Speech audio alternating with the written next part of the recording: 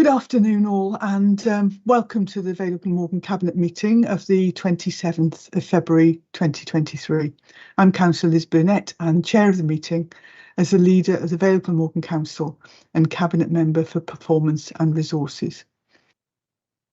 On Friday, I joined the Mayor of the Vale of Glamorgan for a minute's silence at the civic offices to recognise the first anniversary of the Russian invasion of Ukraine. We were pleased to be joined by a number of Ukrainians who found sanctuary and support here in the Vale. As it's our first meeting since that first anniversary, and also our first meeting since the devastating earthquake in Turkey and Syria, I would ask that we observe a minute's silence for those who've lost their lives. Thank you.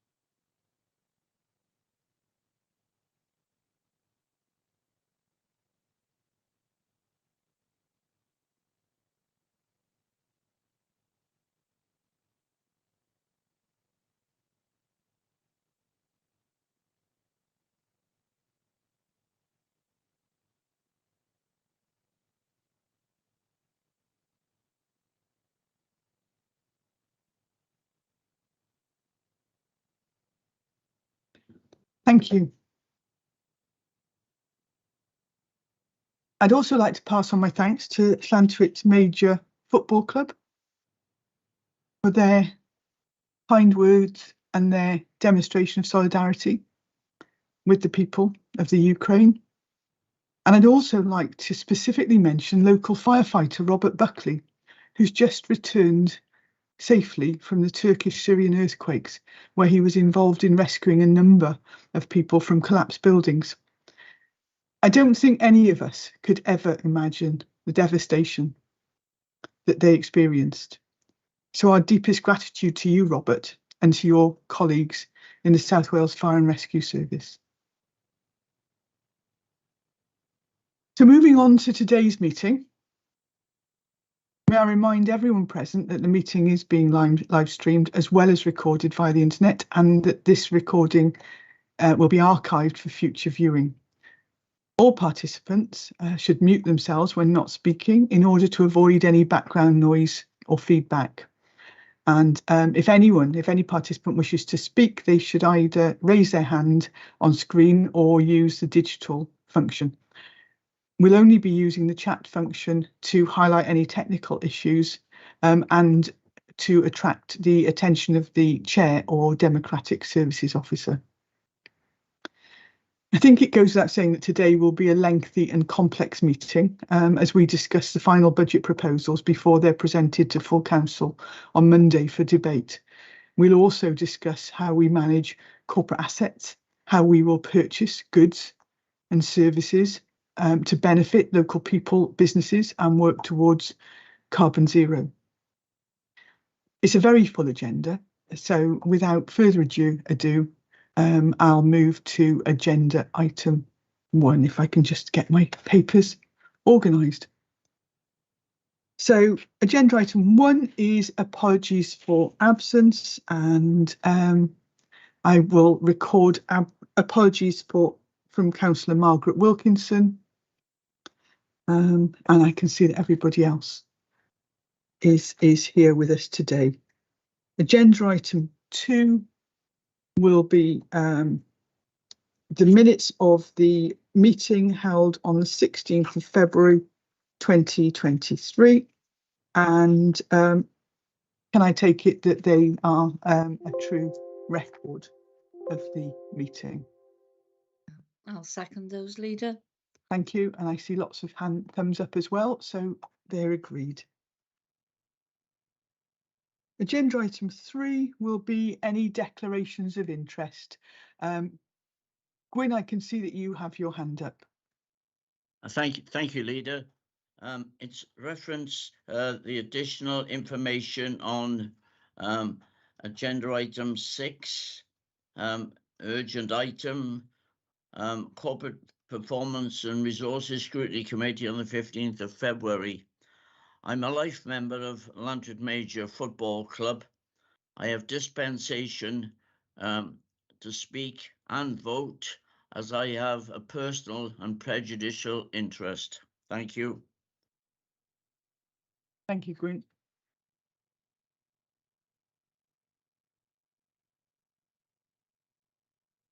Have that. So moving on to agenda item 4, and that is the first of the budget proposals before us today.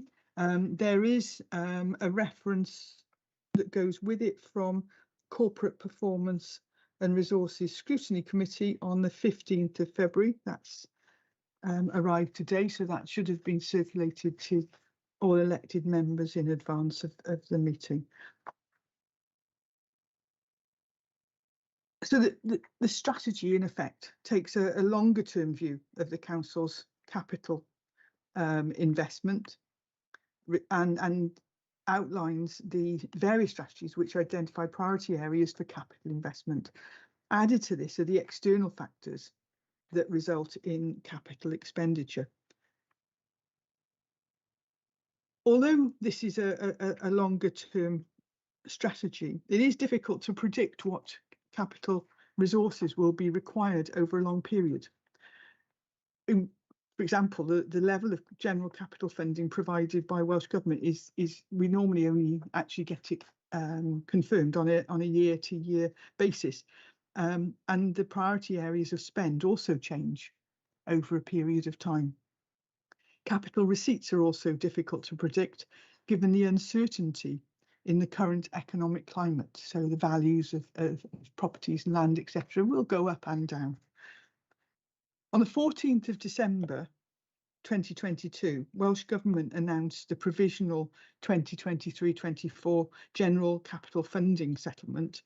The amount awarded to the council is 6.997 million, being made up of 3.545 million grant and 3.452 million of supported borrowing.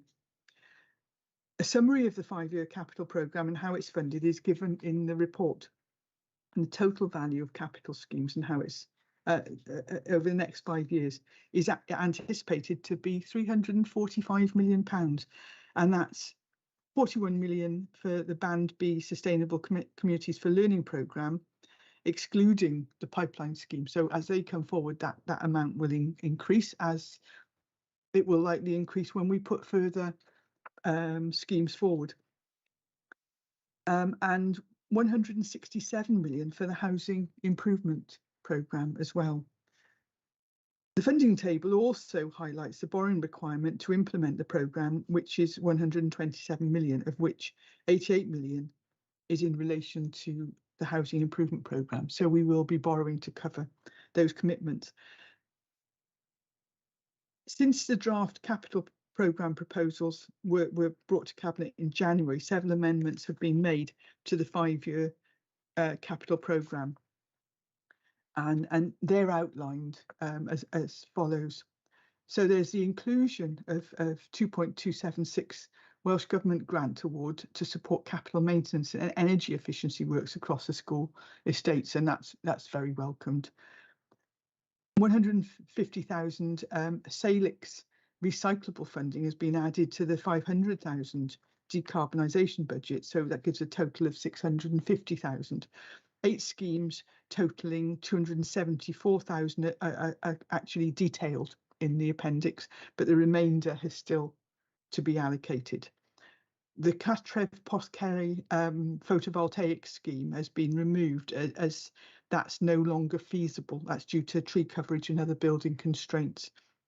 There's 160,000 for the Llantwit Major Leisure Centre boiler and water heating renewal scheme, and 140,000 for Cowbridge Leisure Centre boiler renewal.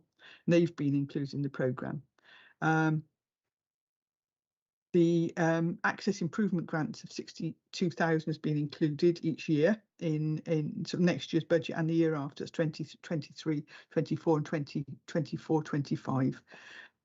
557,000 city deal budget's been carried forward from 2022 to 23 into the following year's capital programme to align projected spend with the latest business plan. There's 2 sustainable communities for learning pipeline schemes have also been included in Appendix 2, and that's in relation to St Richard Gwyn redevelopment and extension to Cowbridge Primary Phase 2. These are subject to full business case approval and to further cabinet reports, so they wouldn't be included in the specific programme, but they are included. The reprofiling of sustainable communities for learning programme can be found in section 2 of the capital strategy.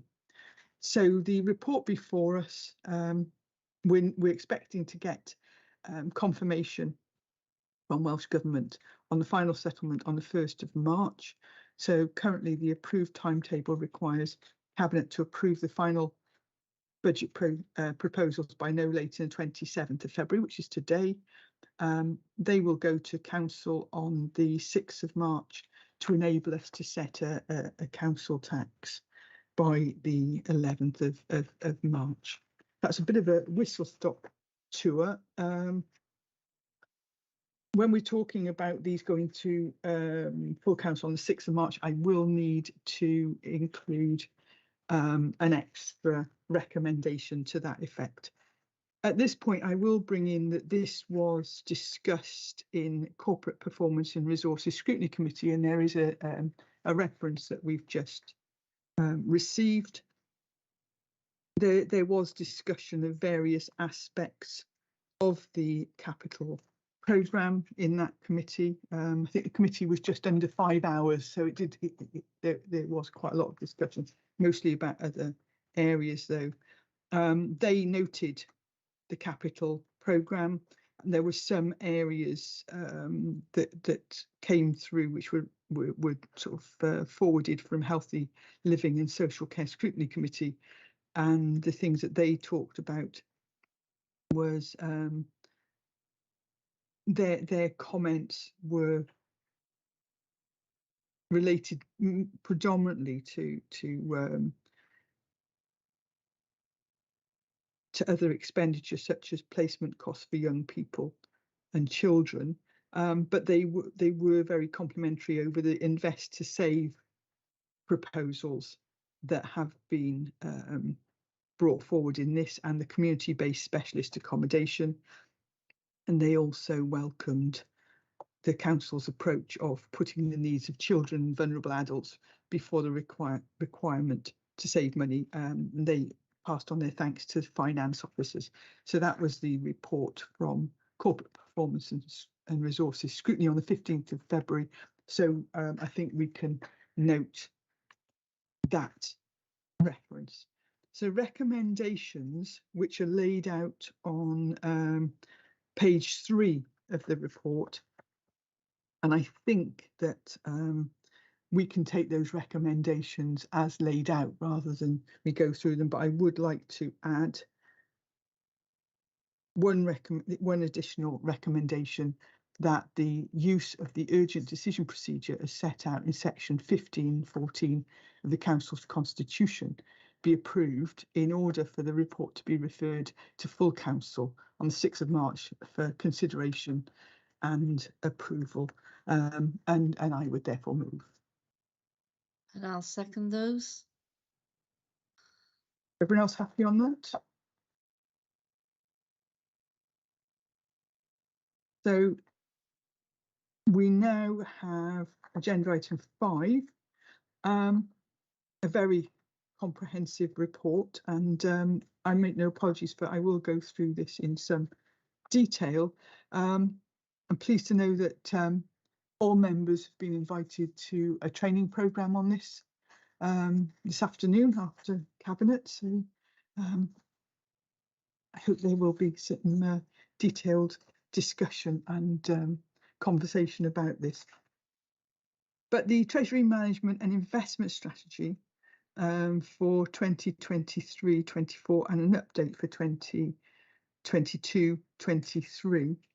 And in effect, this is to endorse the interim report on borrowing investments for the period 21st of April 2022 to 31st of March 2023 and approve the Treasury Management investments as set out in Appendix 1.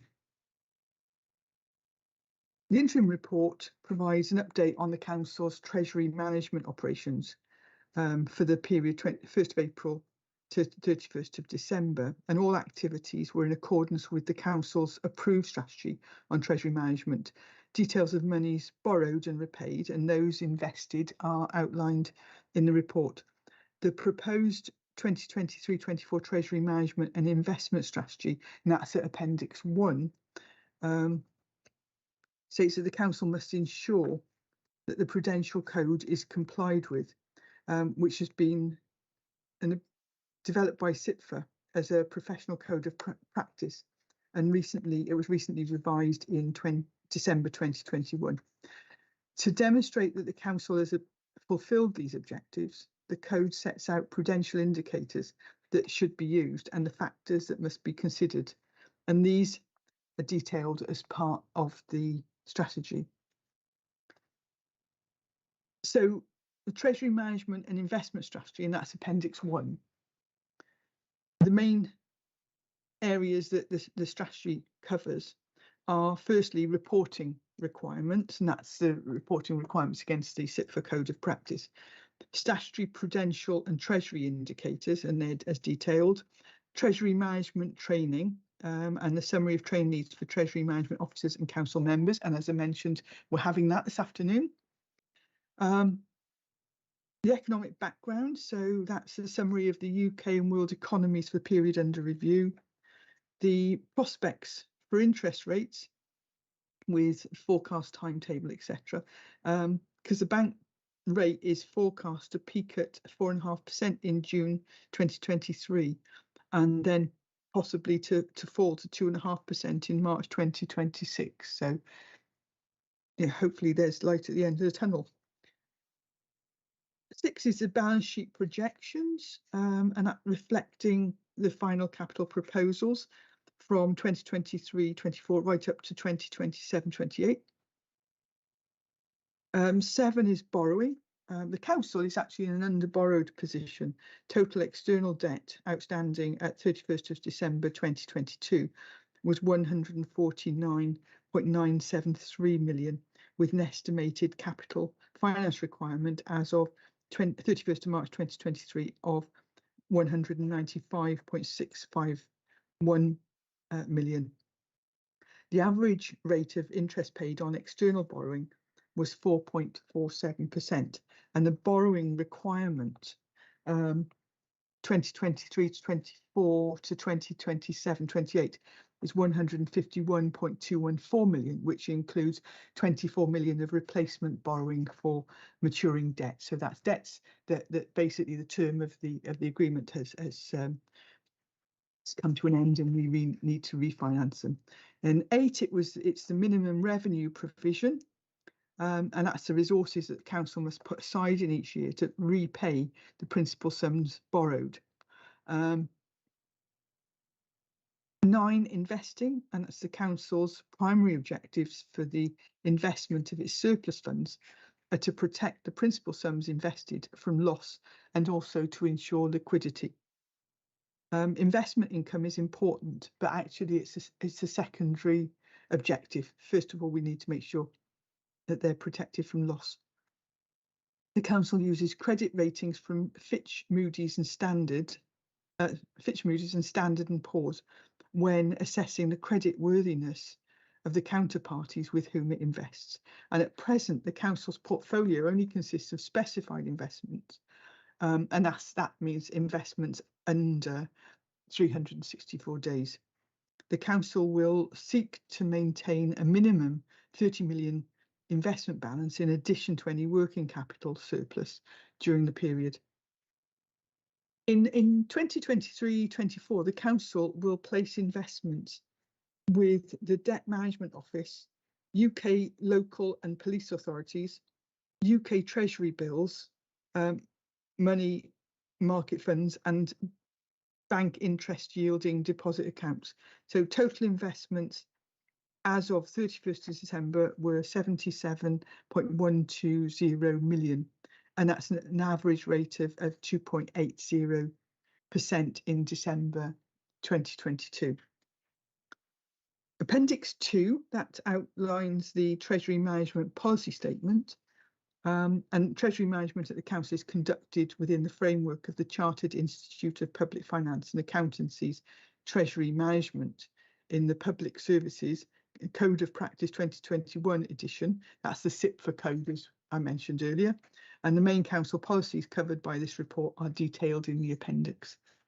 And finally, that Appendix 3 goes through the Treasury Management practices. And the Council's Treasury Management practices have been compiled in line with the Treasury Management in the public, well, basically CIPFA code, Code of Practice and cross-sectional guidance notes. They've been written in conjunction with the Council's Treasury Management Policy Statement and Investment Strategy for 2023-24. There are 12 practices that the Council are required to address, and these are also detailed within the appendix. So going through the recommendations in front of us, again, these are laid out from on page 3. And they are as written with the addition or again of the use of the urgent decision procedure as set out in section 1514 of the Council's constitution be approved in order for the report to be referred to full council on the 6th of March for consideration and approval. And so, as I said, with the recommendations as laid out, plus that additional one, I would move. And I'll second that, Leader. Thank you.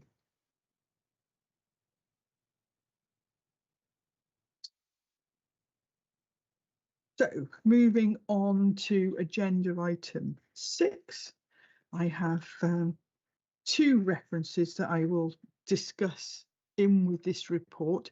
I have the reference from Corporate Performance and Resources Scrutiny Committee on the 15th of February 2023, when they discussed an earlier version of this, the budget 2023-24 for consultation and further medium-term financial plan update.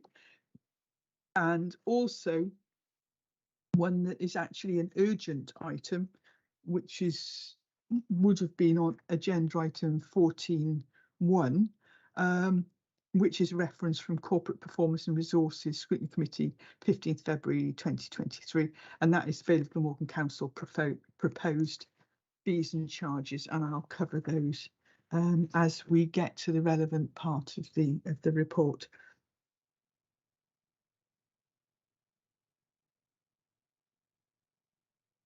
So there are a couple of amendments that I will make as we go forward, but I'll cover those off separately. So in effect, agenda item 6, these are the final budget proposals to take forward to the council next Monday if they're approved by us today.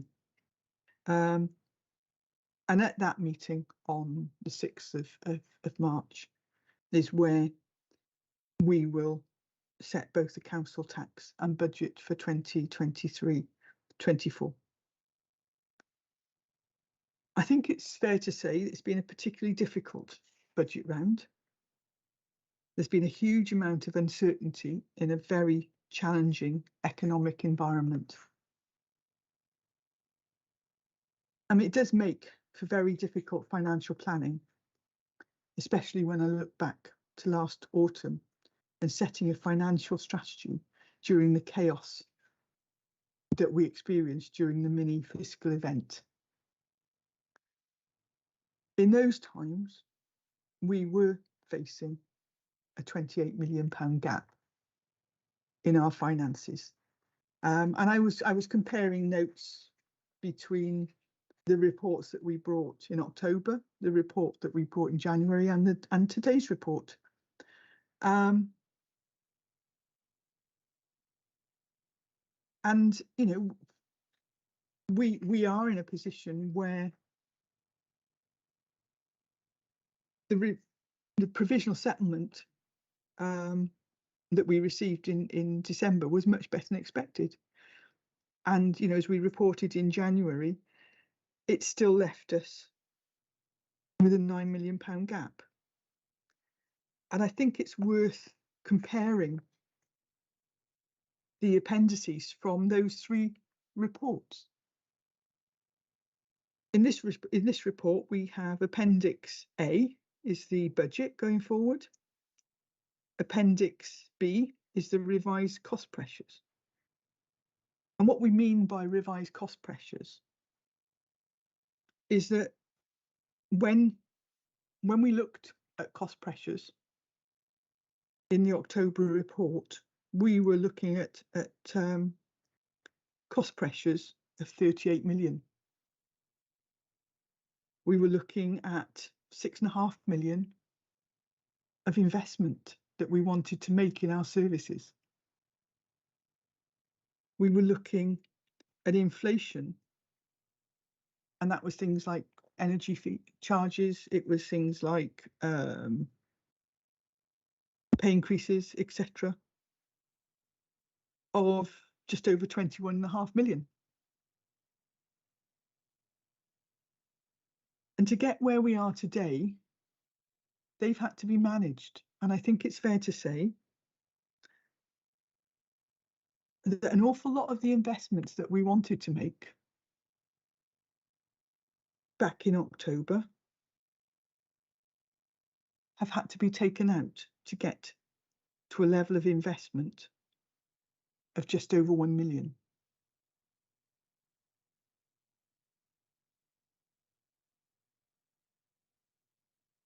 However, inflation itself has actually gone up. If you look at inflation on this report, it's 25.792 million, as against the inflation back in October was 21.659 million. So things still have moved, and it has still left us with an overall gap of 7.378 million, which we will have to manage through savings. So, as I said, it's been necessary to manage a number of priorities to bring forward a balanced budget.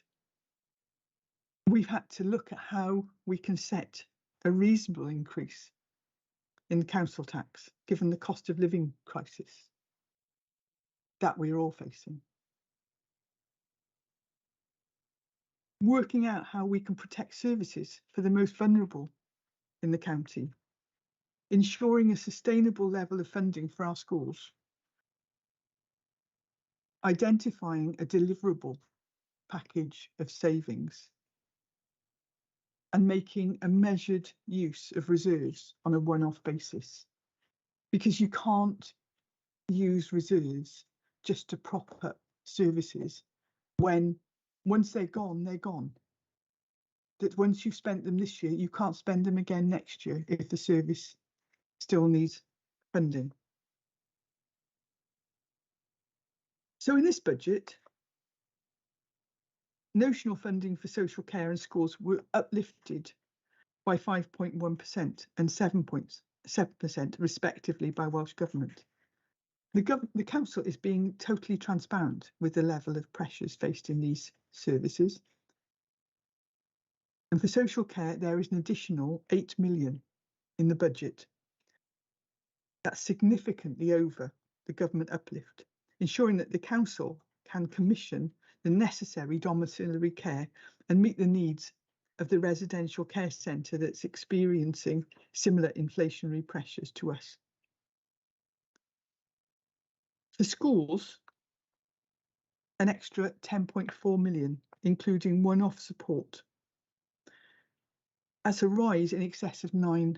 And it recognises all of the inflationary costs being faced, but it actually also has to accept that there need to be some efficiencies.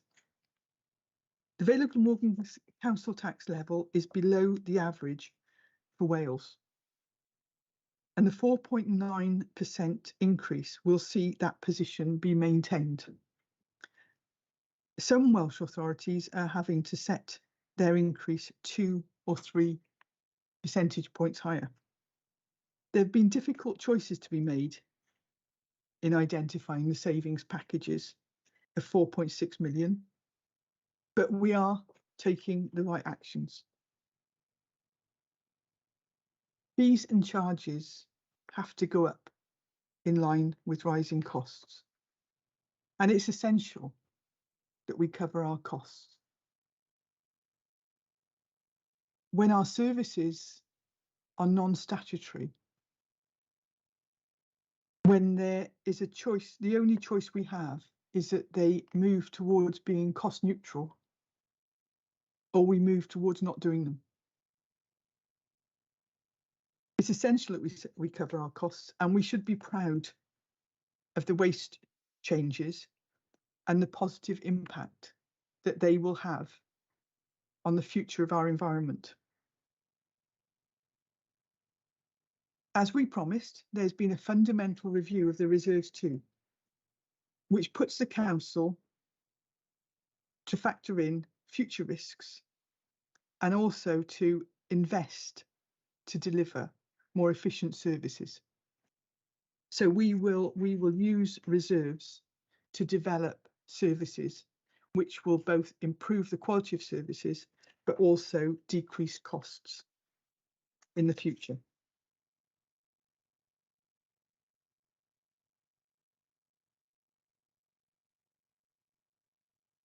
This item was discussed in the 2 scrutiny committees, and if I look at the, first of all, at the reference, which is agenda item 14.1 on the proposed fees and charges, that was discussed at length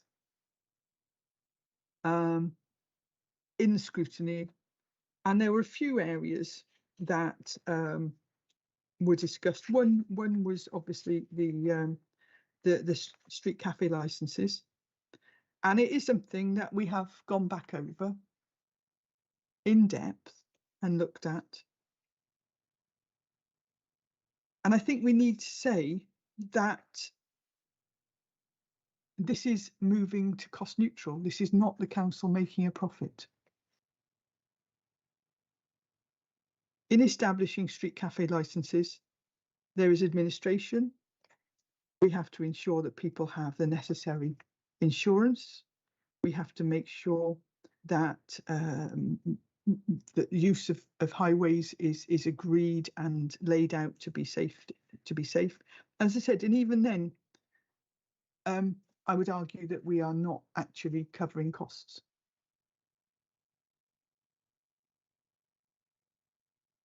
The choice is we either do it or we don't.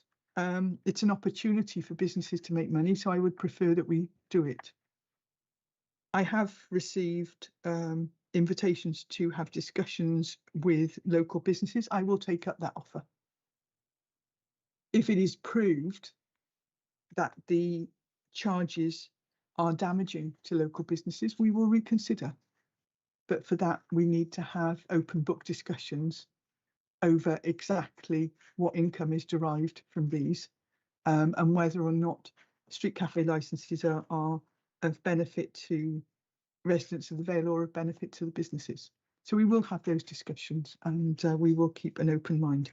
But for now, there is no reason to change the proposals. We also discussed the hygiene caddies. Again, this is not a mandatory service. This is a service which is made for the benefit of local residents, and they cost. We've gone into depth in terms of exactly what the costs are, and even without storage and delivery costs, these caddies cost the council £10 each, or just over £10 each. So we feel we have to break even with those. People are not required to have them. They can use their own container, but we will be continuing with those. But this is a charge that's done on an annual basis. If it's felt to be incorrect, they can be reviewed. So we note the comments from the scrutiny committee, and they have been fully considered in coming to a conclusion on this report. Similarly, the reference from Corporate Performance and Resources Scrutiny Committee on this report, there were comments on cuts to school budgets that was gone through, but as I've explained, the increases to school budget. I mean, actually, I think that this council has funded schools over SSA since I think 2012, and there's a sizable increase this year.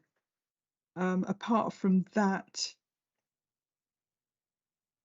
scrutiny recommended that the report be noted, and that similar to the previous one, that the comments of Healthy Living and Social Care Scrutiny be referred to Cabinet, and those I mentioned in the previous capital report. So I think we can note the reference from Corporate Performance and Resources Scrutiny as well. The recommendations that we have before us, and I just need to double check because there are a couple of slight amendments. First of all, on the front cover of the report, where it says relevant scrutiny committee, that says all scrutiny committees. That should actually be Corporate Performance and Resources Scrutiny Committee. So if we could amend that, that would be good. And then the recommendations on page 4, I will go through those. That Cabinet notes the updated financial position as detailed in this report.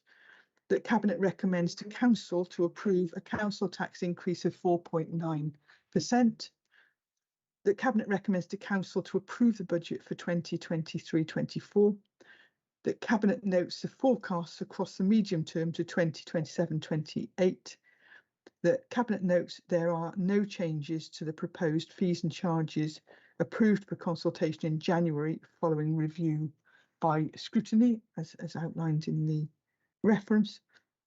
That Cabinet notes the realigned reserves to match the risks the Council now faces, and that Cabinet notes the comments of the Section 151 officer on the adequacy of reserves and robustness of estimates in paragraphs 2.91 to 2.97.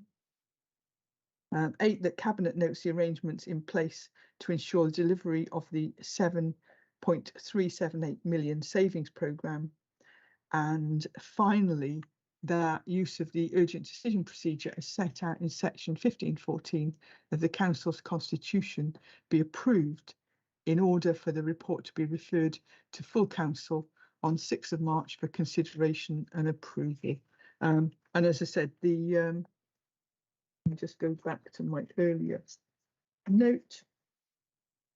There are numerous appendices, and so if people would like the full details on it, in terms of Appendix A, that outlines the budget. Appendix B is the revised cost pressures. Appendix C is savings and income generation. Appendix D is our reserves, and that is how they have been restructured and how they will be used over the coming years. Appendix E is the head of finance robustness of estimates and sufficiency of reserves.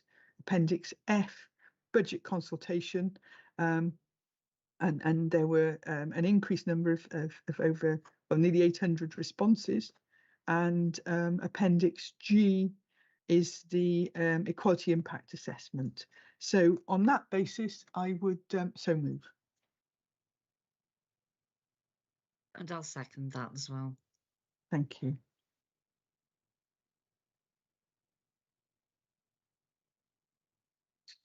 Like some water.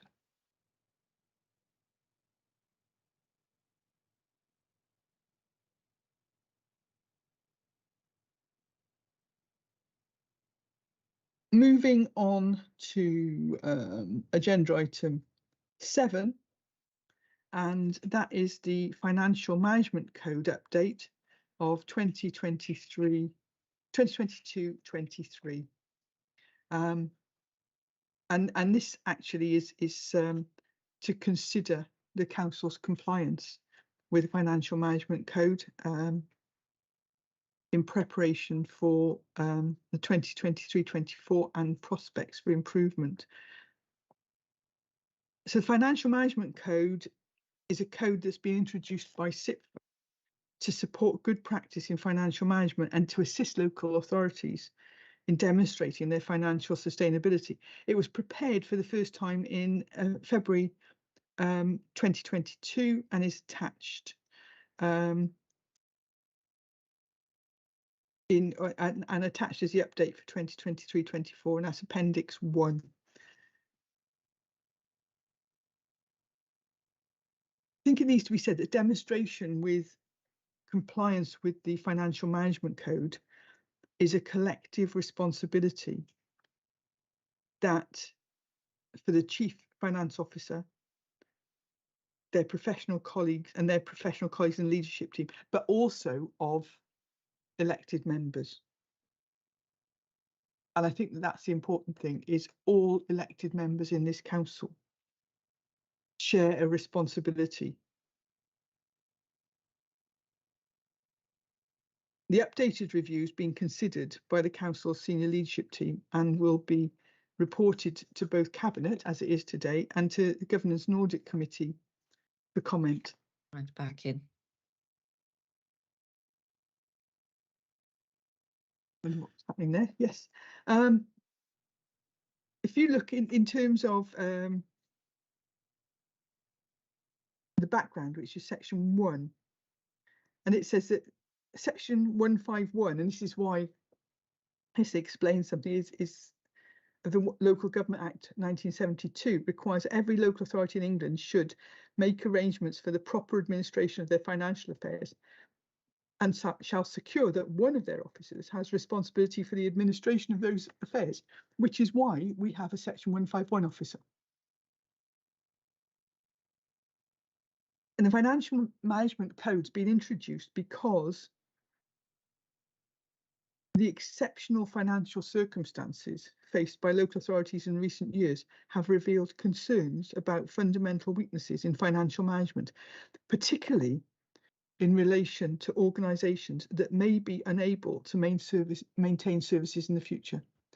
And I think it's quite worrying to hear that a sizable number of local authorities in England who have social care responsibilities are projecting to potentially issue what are called section 114 notices because they are having difficulties managing finances.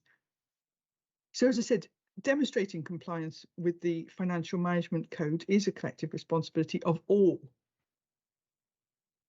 within the councils.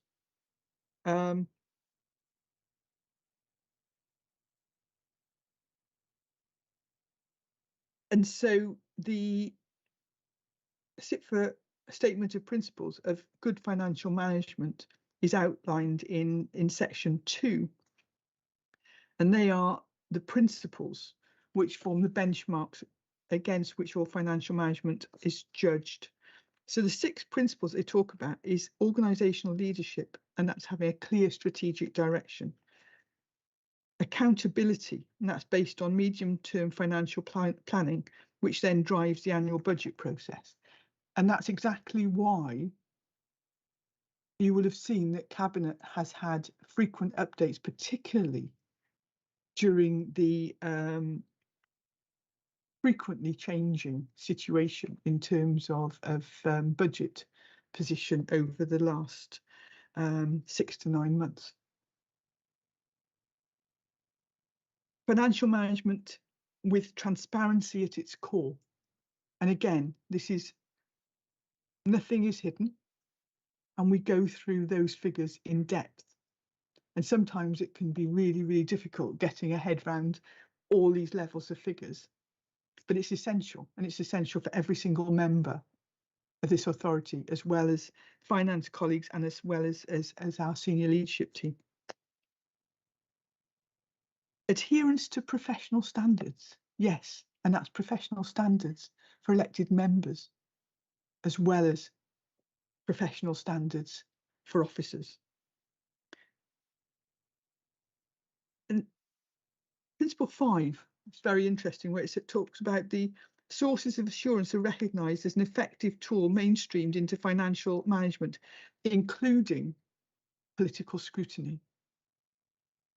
And the results of external audit, internal audit and inspection. And I think that the more that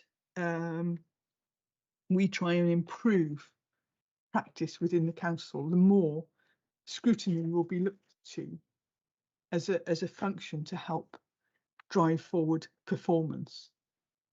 And for that, we need to get into the detail of these reports within scrutiny meetings. And then finally, the long-term sustainability of local services being at the heart of all financial management processes. And I think we talk an awful lot about long-term sustainability with the Future Generations Act. But I think that as we've talked about our reserves and about having a prudent approach to financial management and having robust reserves, it means that we can ensure the sustainability of local services going forward, particularly as we say we prioritise those for our most vulnerable. Within this, we have the Section 151 Officer's Statement of Compliance with the Financial Code. And the Section 151 Officer considers that the Council complies well with the Code and has strong prospects for improvement. The Section 151 Officer is a key member of the senior leadership team, and that team works very well to take collective responsibility. And this is something that we've seen over recent months in developing this budget. And as I said, they've been fully involved in this budget process. The communication with the Section 151 Officer, the leader, Director of Corporate Resources and Chief Executive as members of the Budget Working Group has been weekly, I would say, or more, throughout the budget setting process, and ensures that this group has a good understanding of the development of the budget for 2023-24. Scrutiny committees have regular oversight of the Council's monitoring and budget proposals, and corporate performance and resources scrutiny receives the recommendations of scrutiny as part of budget process, which is then referred to Cabinet. I think I would also say plus group briefings. So political groups within the council have individual briefings as well in terms of the budget process. Areas of further development identified in Appendix 1 will be progressed in the coming year and will inform the next assessment of the council's performance against the code. In terms of our next step, this report, as I said, would be going to Governance and Audit Committee on the 27th of February for their consideration, and any views being referred back to Cabinet. The report will also be referred to the next Corporate Performance and Resource Scrutiny Committee for consideration. So I should imagine it will be coming back to us again. So we just have two recommendations for this report, and that's that Cabinet approve the statement on compliance with Financial Management Code and the contents of the review set out in Appendix 1, And secondly, that Cabinet is recommended to refer the report to Corporate Performance and Resources Scrutiny Committee for consideration and request any comments to be brought back to Cabinet. And I'd move. And I'll second that. Thank you.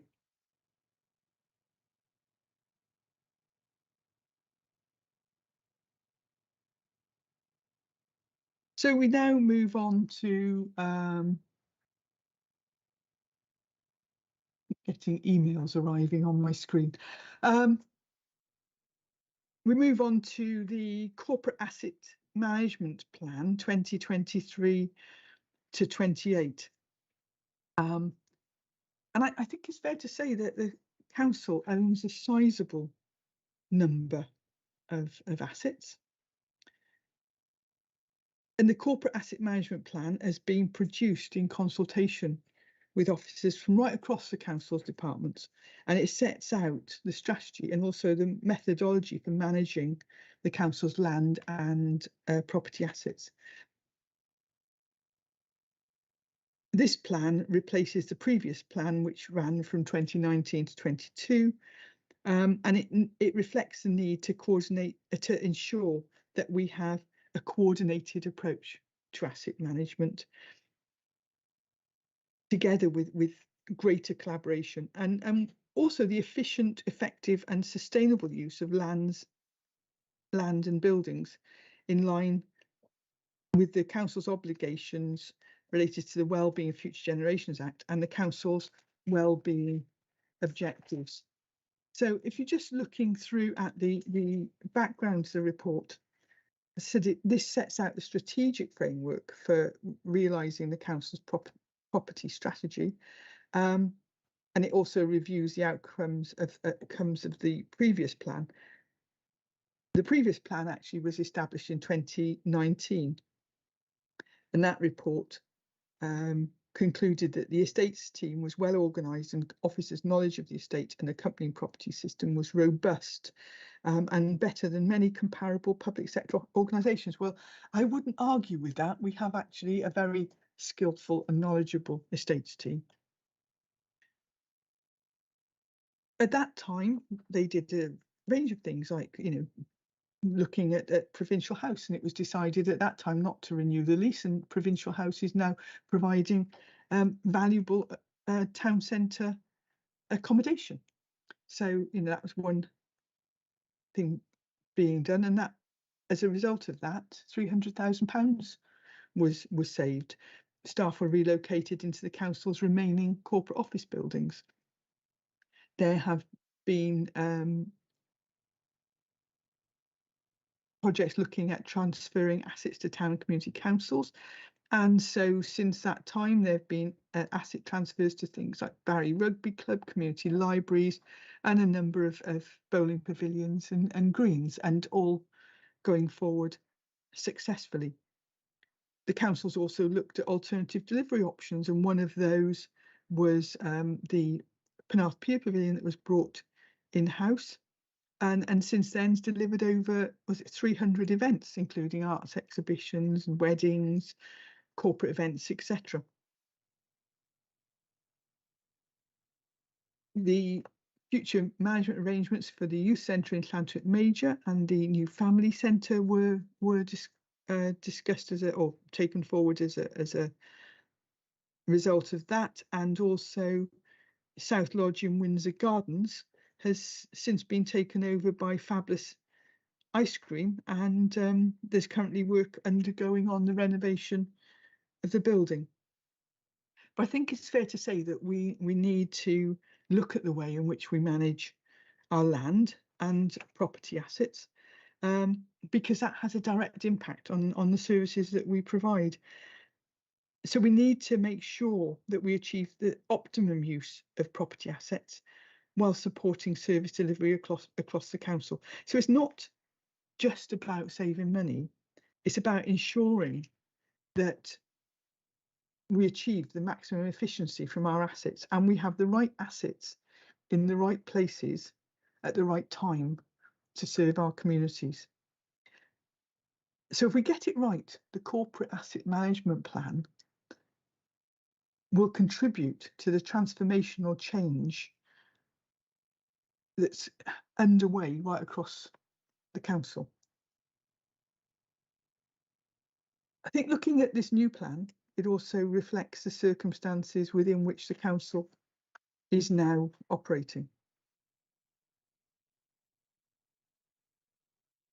And there are an awful lot of other programmes that need to build into this. So things like the Strategic Insight Board, Sustainable Communities for Learning, implications for education assets, and also very definitely our need to achieve zero carbon by 2030. It links into the medium-term financial plan. It also links into the capital strategy. And we need, as it says in paragraph 2.4, to have a lean, sustainable portfolio that is fit for purpose to support service delivery across the Vale. And I suppose that is the nub of it. So if you look at paragraph 2.6 at the top of page 5, we can see that there are 4 objectives there, and one is to ensure an efficient, effective and sustainable use of land and buildings to deliver fit-for-purpose property, to support council service delivery.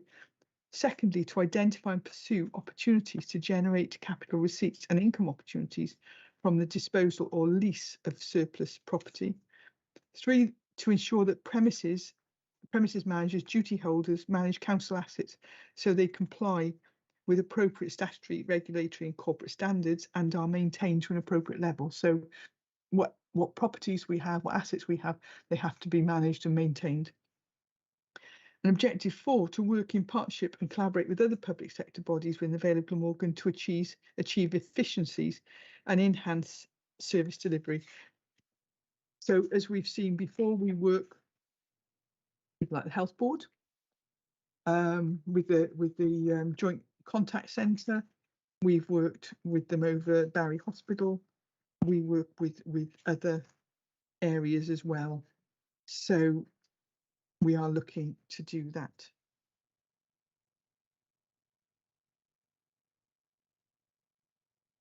The asset management plan in its details is laid out at Appendix A.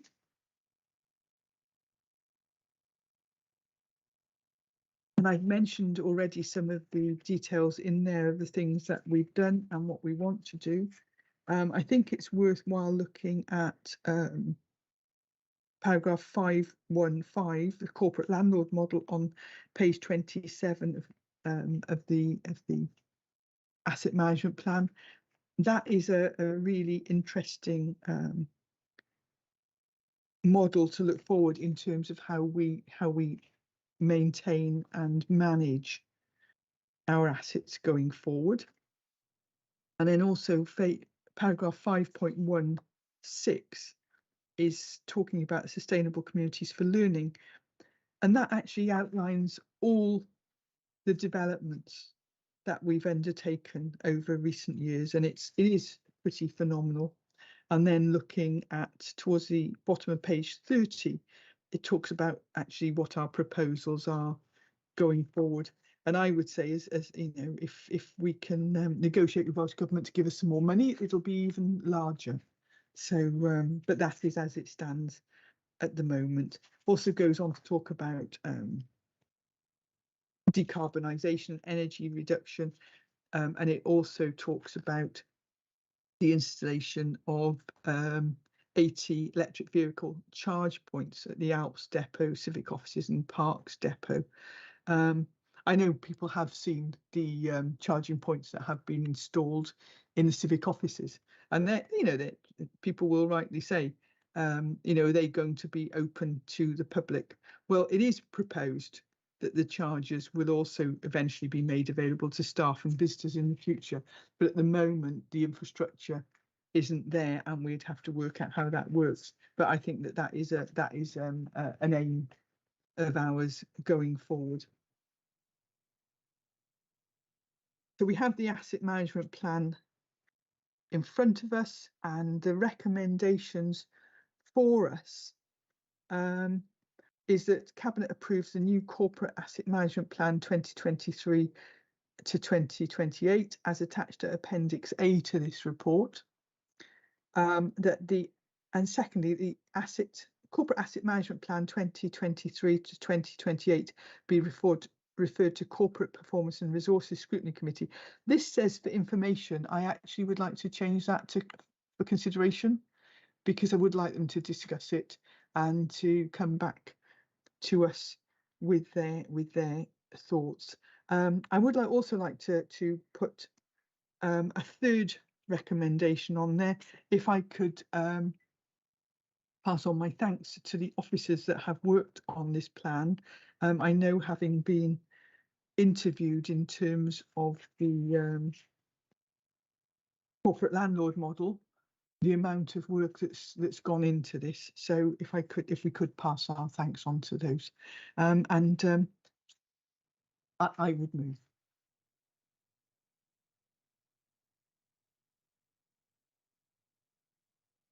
Robin seems to be muted. Sorry, it froze there. Sorry, a second that. Thank you. So it gives me time to have a slurp. I'm sorry, this seems to be the Liz show again today. But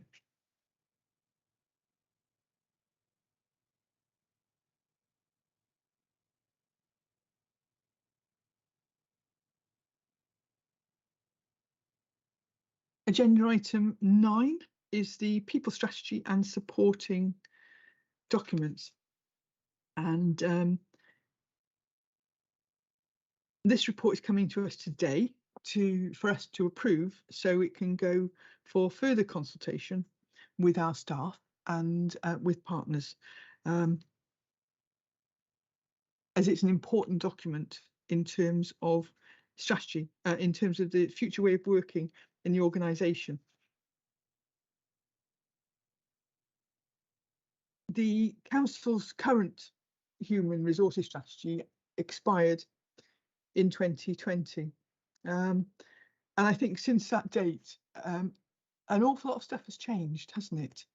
So to renew it until we were in a position of some stability would have been difficult. It's been developed in consultation with people across the organisation. That's including our strategic leadership team, our heads of service, the directorate management teams, our diversity groups, that's GLAM and diverse. And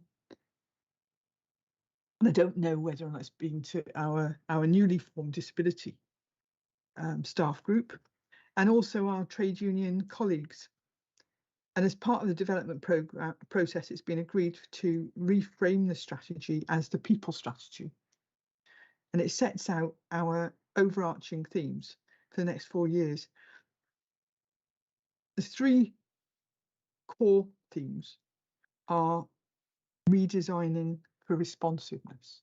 I think the one thing that we've learned throughout the pandemic is just how much we can achieve as an organisation if we are flexible and if we are responsive, and just how much we can do. And so I think that our staff have shown us just how talented and capable they are in those situations.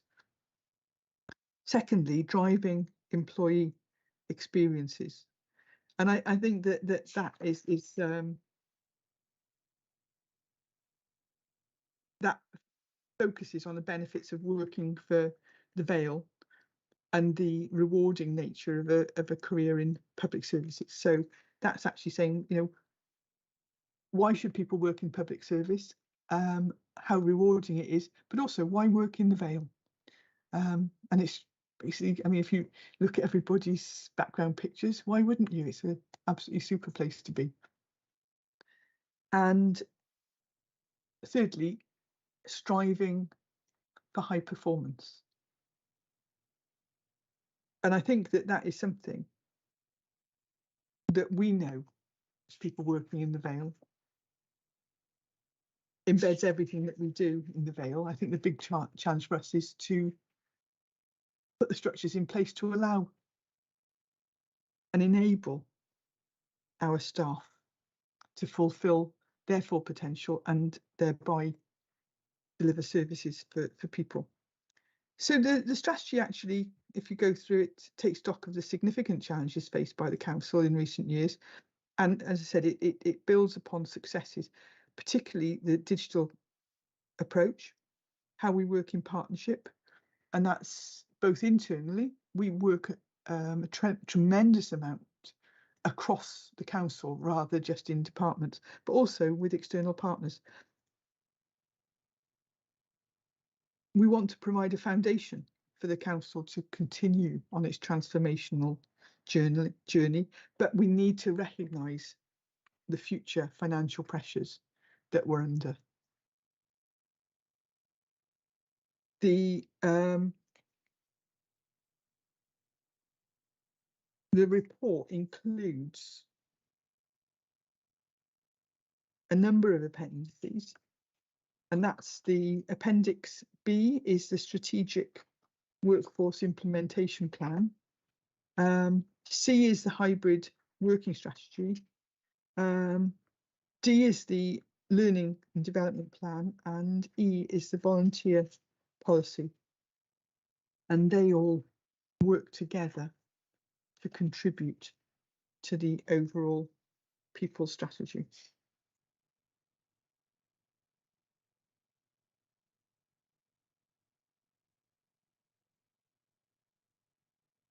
I won't go into it in any greater detail at this moment because this report is going to Corporate Performance and Resources Scrutiny Committee for consideration, and it's also going to be subject to a consultation, a more in-depth consultation with staff, and I would prefer to have further discussion of it once those consultations have taken place and we fully understand the contributions that others have made of it.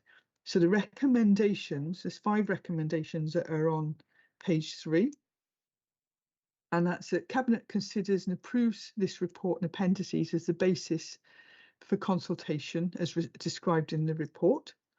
That Cabinet refers this report and appendices to Corporate Performance and Resources Scrutiny Committee for consideration as part of the 6-week consultation process. 3, that any comments from Corporate Performance and Resources Scrutiny Committee be reported back to Cabinet as part of a future report reflecting on wider consultation with staff and partner organisations. So as I said, that will all come back to us for further discussion. 4, that in pursuance of recommendation 1, delegated authority be given to the Head of Human Resources and Organisational Development in consultation with the leader and director of corporate resources to agree and deliver a consultation plan. And 5, that further report be brought before Cabinet following the conclusion of the consultation exercise to progress the adoption of the people strategy and associated documents. I would therefore move. And I'll second that. Thank you. So we now have 2 reports which sort of go together, and I think these are very forward-thinking reports. Very pleased to bring these to Cabinet. So this, in effect, is our ambitious new procurement policy and strategy. And an awful lot's changed since we published the last one in 2018. It's updated to align with our corporate plan and policy initiatives from Welsh Government, and that's to do with social value, ethical supply, employment and climate change. We streamlined our policy section and ensure there's sufficient prominence for Project Zero and support for SMEs and local businesses. I think talking about that, I mean, the council's done some excellent work in driving social value. I mean, we've always referred to it as community benefits, haven't we, when we've had reports to Cabinet. From the Sustainable Communities for Learning programme, or as it was known, the 21st Century Schools programme. But we want to do so much more. That was one part of our work. We need to build on this right across the whole council. We'll initially adopt the Welsh Government framework, but this is an area in which Cardiff are well regarded as well, and as we'll discuss in the next report, if we can use a collaboration with them, if we agree, we can help to drive this forward. There's an initial push for greater weight to be attached to social value when we go out to tender, and the contract procedures are to be updated so that there'll actually be a 10% component as a minimum in tender evaluation. We want to sort of help stretch our suppliers to help meet our corporate objectives and the key elements of strategy. They've got a minimum, an expected and preferred standard, and they also differentiate between small and large companies. So I'll go into that a little bit more detail and in more detail. We've got a duty to publish a modern slavery statement on an annual basis, and the statement for the current year is incorporated in the report and will be published on the council's website. I think we're conscious that this is a lengthy document, so there's also a shorter executive summary version for people. We've already sort of shown it to a cross section of our existing suppliers, and it's been positively welcomed, and they've also provided us with some useful pointers for raising awareness. And there's the consultation report is mentioned at paragraph 2.2 on page 6. So a couple of other bits and pieces that I wanted to do. When we were looking at the consultation, it was rewarding to hear that there's a general understanding of the concept of social value, and there's a general support for ethical procurement. When we did Meet the Buyer events in the last year, we were really pleased to have so many local small businesses attend, wanting to work with the council. So in some ways we need to help them to develop their policies, etc. in this area. And although the majority of responses in the first consultation were from larger suppliers, there was recognition of the needs of micro, small and medium-sized enterprises and suggestions for earlier or advanced publication of contract notices. So we will be working for them and working to include local micro and small enterprises. And finally, there was support for climate action's objectives in the policy strategy, and that was interesting. That when we did Meet the Buyer events, specifically linked to helping people to develop zero carbon skills, that was very well supported. So the procurement policy and strategy is at Appendix 1, and it's there for people to have a look at. And the recommendations are on page 3 of the report. Basically, Cabinet is recommended to note the content of the report. We're noting at this point because obviously it's going to go off on a journey around scrutiny committees and things before it comes back to us. Cabinet's recommended to refer this report and appendices to Corporate Performance and Resources Scrutiny Committee for the committee's consideration, and to approve the policy and strategy should no material amendments be required to the same following consideration by the committee. So actually, I'm just thinking we need to change recommendation 1, and we say, I think we need to say that we approve the policy and strategy subject to there being no amendments from the Corporate Performance and Resources Scrutiny Committee. Could I be advised on that by someone?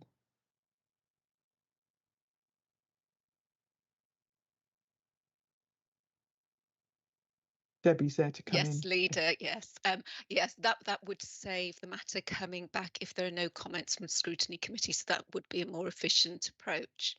Yes, that's good. Although I will be at scrutiny, no doubt, because I want to hear what they've got to say.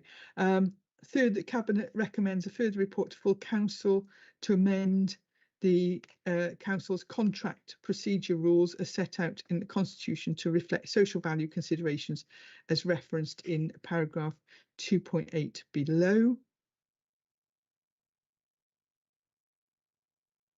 That's fine, and that would be to a future council. That wouldn't be coming to this one, would it? And Cabinet is recommended to approve the annual modern slavery statement to be published on the council's website, to delegate authority for the Director of Corporate Resource in consultation with the leader of the council to review and republish annually. Yes, that's fine.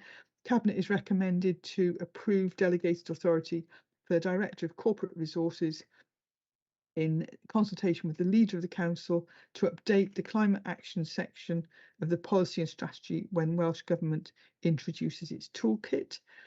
And finally, Cabinet is recommended to approve the policy and strategy to a major review every 5 years and to delegate authority to the Director of Resources in consultation with the leader to review the document annually and update for changes in Welsh and council policy. And so with that slight amendment to recommendation 1, I would move.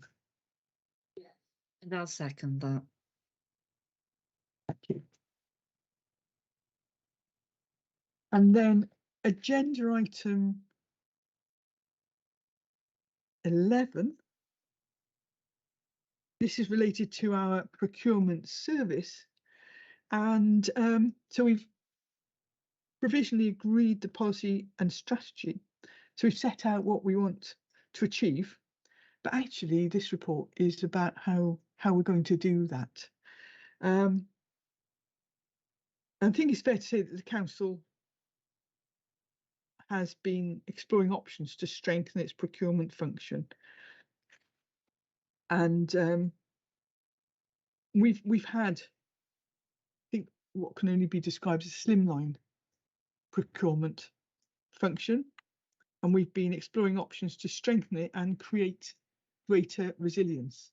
I mean, as we've seen in terms of corporate risks, we've been talking about having greater resilience within our workforce, and I think procurement, in terms of what we want to achieve with procurement, was one of those areas where we knew that we needed to be more resilient. So timing's good, as we're approving our updated procurement policy and strategy, but we need to make sure that we've got the capacity to move forward. We've looked at a number of options to develop the service, and the collaboration with Cardiff is viewed to be the most beneficial. So if you look at under paragraph 2.3 onwards, you've got 3 options there. One in terms of supplementing the existing corporate procurement function, one which is external strategic support, and thirdly is collaboration with the neighbouring council. And I think it's fair to say that the collaborations that we've established, as in audit, as in shared regulatory services, etc., have worked very successfully, and to the benefit of this council.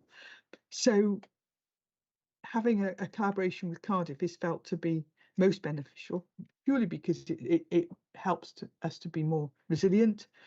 It provides access to more specialist procurement input. It brings in strategic support and analytical input to ensure we've got a visible pipeline and that we could be more proactive in procurement activity.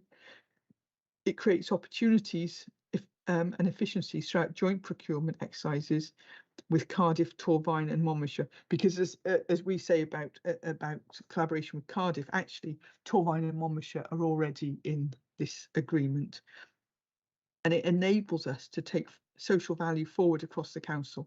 And I think it's good that Cardiff's already recognised as having a well-established approach to that. The proposal also needs to go through Cardiff's governance arrangements, and it goes to their cabinet on the 23rd of March and council the following week. And if agreed by all, the new arrangements would come into operation on the 1st of April, with some groundwork being undertaken over the next few weeks. So it's a fairly simple report, and the recommendations here are that Cabinet's recommended to note the contents of this report. Secondly, Cabinet is recommended to approve the proposal to enter into a delegation agreement with Cardiff Council to deliver the corporate procurement function.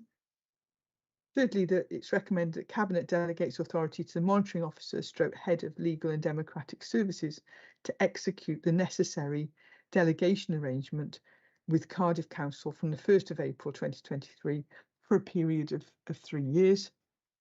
And finally, it's recommended that Cabinet receives a further update after the first year of the delegation agreement operating to consider. I seem to have somebody talking here somewhere. Of the delegation agreement operating to consider progress. And I would move. I'll second that. Thank you, Bronwyn. So moving on to agenda item 12. This is where I get to have another drink of water. This is a report from the Cabinet Member for Social Care and Health, and that's recommissioning of family support services in the Vale of Glamorgan. Over to you, Eddie. Thank you, Leader. Okay, as you said, this report regarding commissioning services for family support services in the Vale of Glamorgan. The purpose is to seek Cabinet approval to undertake a recommissioning exercise and to enter into a contract for the delivery of family support services to children and young people in the Vale of Glamorgan. The Council awarded a multi-lot contract for the following services, Action for Children in 2018 for a period of 5 years, and this contract is due to elapse on 30th of June 2023. Therefore, we are seeking to award the contract by May 2023. I'll quickly just go through the report. You've got the background there that goes into one is about the corporate strategy for children. It's been going on since September 2016. And the key element of it is that the strategy is about the council working collaboratively across all the different directorates and to ensure that the young people who, for whatever reason, need care and support, and it's to look after the general well-being of our children. 1.2 goes into the key objectives, which the key is to support families, and importantly to note, it's to stay together. That's the intention to and with to be able to achieve that, need to reduce the need for children to be looked after by focusing on services which intervene early and prevent greater need arising across all provision. And in doing so, we also need to manage the risk confidently and provide support at the edge of care by making sure that the need is accurately assessed and result in the right children being accommodated at the right time. It's one of my key drives, is to ensure that we get in early and do what we can early, so that it reduces the long-term impact on those that are affected and also the resources on the council. So I'm pleased for that to be noted in this report. You'll notice in the current contract there are 3 lots, and that's covered in 1.4. It talks about the families with additional needs, and it's a service which provides respite, continuing of an overnight service with short breaks and a leisure service for children with disabilities and additional needs. That's a key element on well-being, not only the children but also the families and individuals affected by that, and also the direct family support and crisis intervention, as we know it's at the Educare, a service which provides time-limited support to children, young people, and their parents who've been assessed as having a need. And Plot 3, the contact service, and this is important because it's those when they're going through any intervention. It's key that it enables parents and children who are going through the court process, for example, care orders, what a plan for adoption is, to have contacts that are supervised by suitably trained and consistent staff, and that enables proper assessments of the contract to take place. I've got to say it, in 1.5 it makes the comment. We've seen an increase in the number of families and children affected, and there's been an increase of up to 30% since the COVID-19 pandemic. So clearly there's a more need for provision, and that's what that's noting on there. And I would need to say also that some of the presentation of issues that are coming across are more complex. So it's really something we've got to look at in more detail, and that's part of this recommission process. You'll see from paragraphs 2.1 to 2.6 gives in detail about the process itself.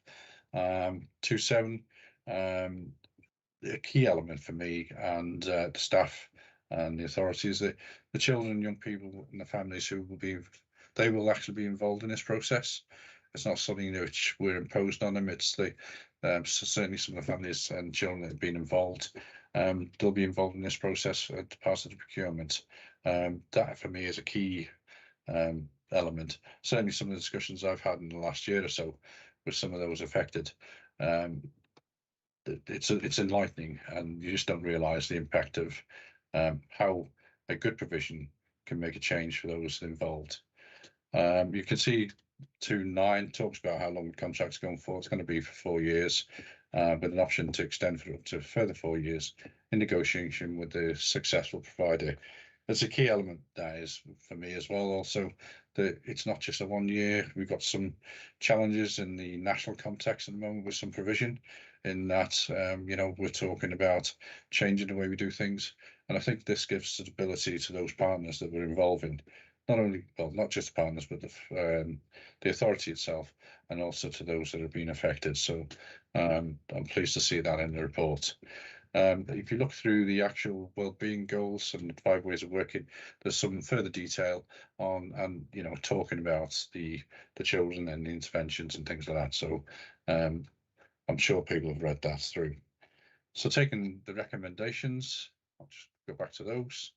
I'm asking for the Cabinet that authorises the recommission of the existing regional children's family support services contract, which is due to replace on 30th of June by a procurement process.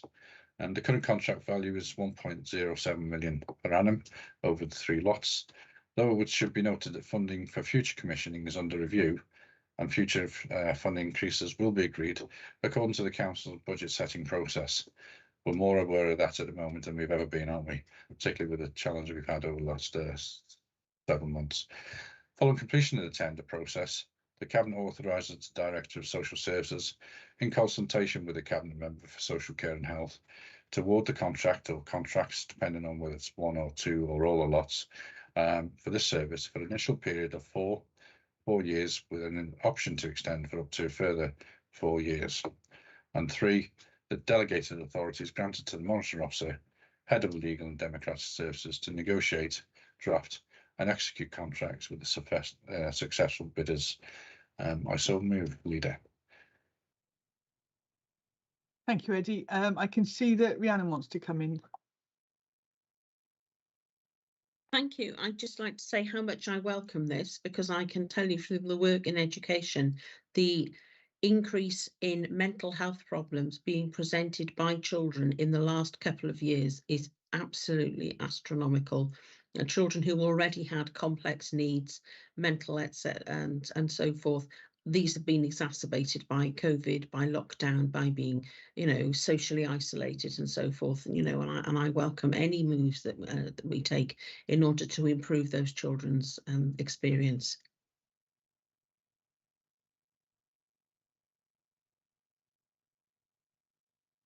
do I take it from your comments, Rhiannon, that you'd like to second this report? I thought you might. Very much so.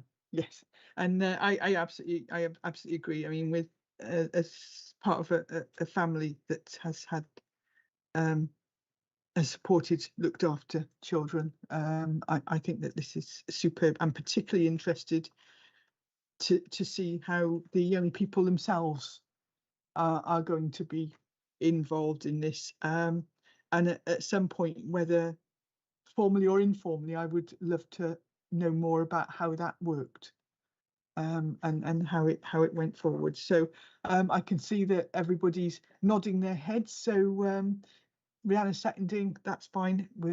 That's agreed. Thanks, Eddie.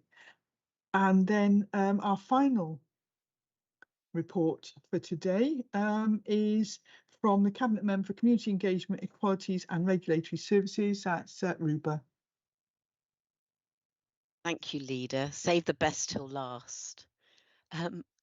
This report relates to the two supplementary planning guidance documents. The first on retail and town centre development, and the second on economic development, employment, land and premises. These have been prepared to supplement policies that are part of our local development plan. And of course, Leader, you'll know that we, as Cabinet will know, we are currently reviewing our local development plan. So as changes come through that review, again, the current supplementary guidance will be updated also.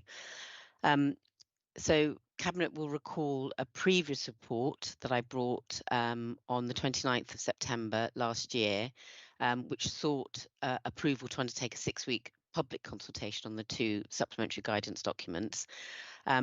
The public consultation exercise on these drafts took place between the 20th of October and the 1st of December last year. And the purpose of today's report is to advise Cabinet of those results of the consultation undertaken, and to seek approval to apply proposed changes and adopt the supplementary or the SPGs for development management purposes. As part of the consultation, comments were received from 8 organisations and individuals. And following consideration of the responses made, some amendments to the documents are proposed, and they're detailed in Appendix 1. And there are some factual changes to the retail and town centre SPG, which are also proposed, which reflect updated legislation. I mean, Leader, just if I may just give you an example of some of the responses from the consultation. So, for example, the Glamorgan and Gwent Archaeological Trust commented that the retail SPG should contain a direct reference to the historic environment, which would be in keeping with Objective 4 of our own LDP, and so that will be an added reference to the SPG. And also South Wales Police commented that there were in fact there wasn't a reference to crime and disorder in the SPG, so we will reflect on that and include those references in the SPG. And also Penarth Town Council participated in the consultation, and the two main areas that they commented on were around the flexibility of the different uses of our high street, and around data collection, and we will be considering those, because of course, as I've already mentioned, as part of the review of the LDP, there is a we have instructed retail consultants to look at exactly those issues. So I want the consultees to be assured that we will be considering those. You know, as this report, I would urge people to read it and the appendices attached.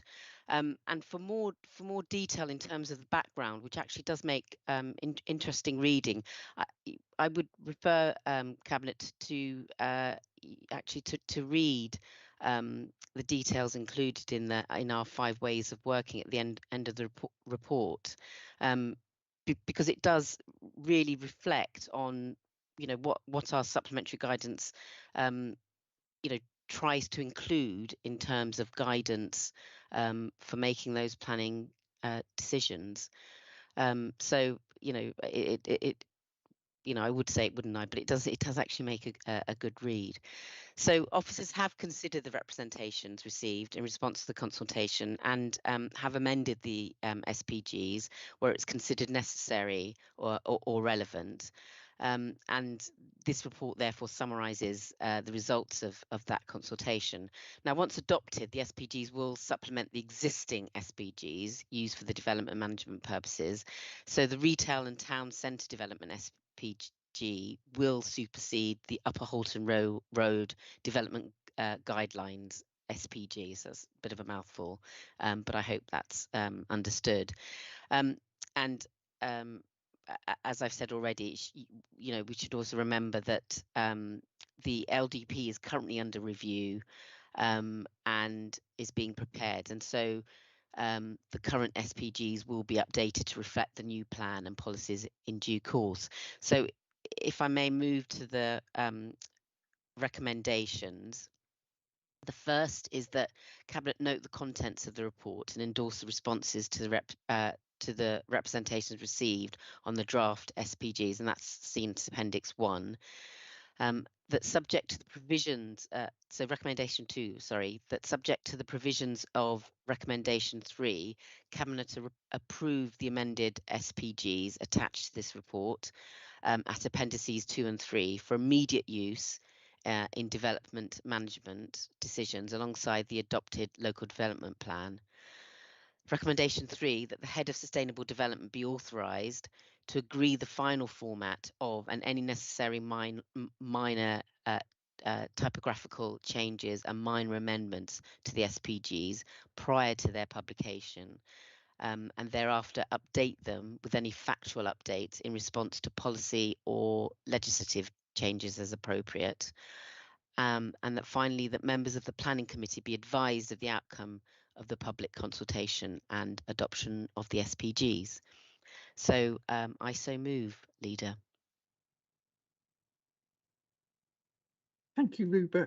Yeah, I think this is a really interesting report. And I think the bit that I'm really keen on is that I think we know that we're very fortunate. We have 5, some people would argue 6 town centres, and they are all very different. They have different characters. They have sort of different histories. And I think that in this document, it recognises that there is no one size fits all, and that there are key principles that we need to be looking at in terms of developing and supporting town centres. And I think that this is a good move forward. And also there's sort of recognition that that sometimes actively putting sort of living accommodation within town centres as well can drive footfall to be of a positive economic outcome for those town centres as well. So I've no hesitation in seconding this report, and I'm assuming that everybody else is in favour as well. So yes, so that's passed as well. So thank you for that. I did have one urgent item, but we did that alongside agenda item 6. I have no part 2 items. So On that note, I will draw the meeting to a close and thank you all for your attendance today.